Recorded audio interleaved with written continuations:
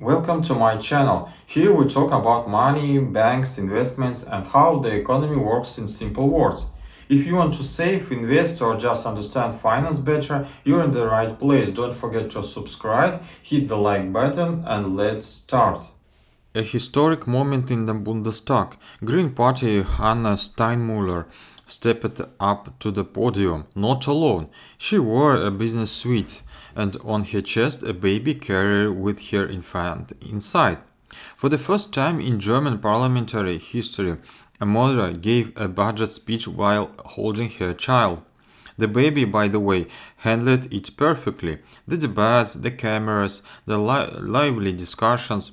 In the official Bundestag video, you can see the little one peacefully sleeping while his mother talks about billions of euros and construction projects.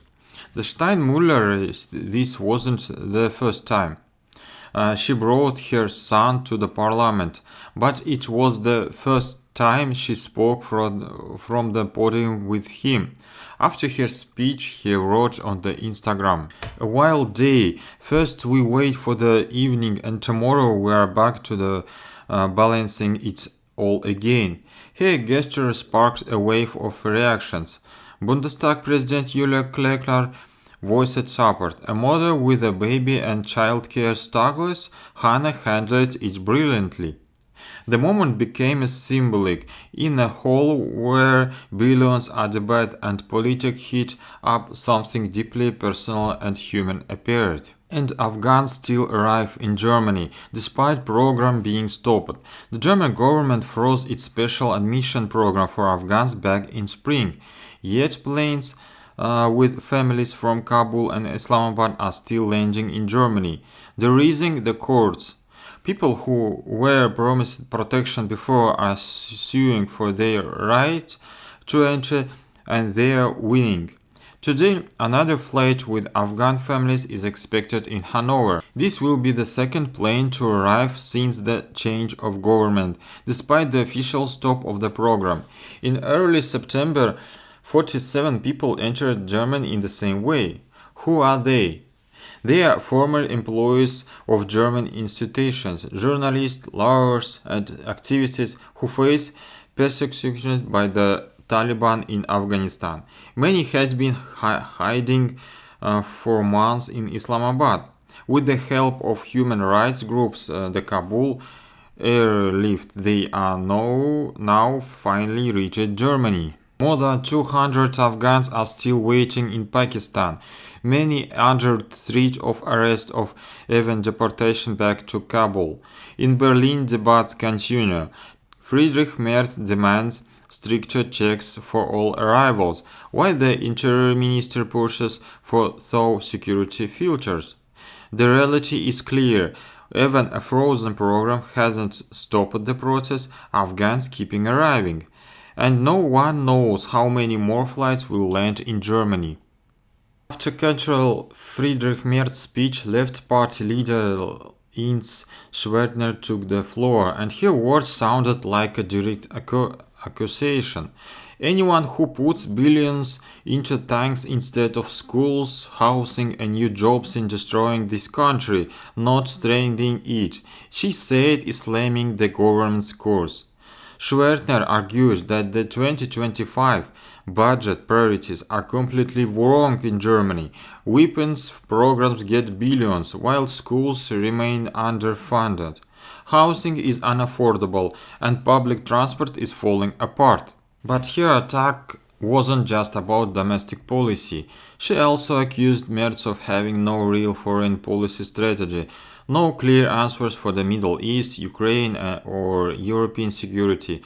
Ironically, Merz avoided these topics in his own speech. He said nothing about Donald Trump's addresses, nothing specific of the wars, just one vague line: foreign and domestic policy are inseparable.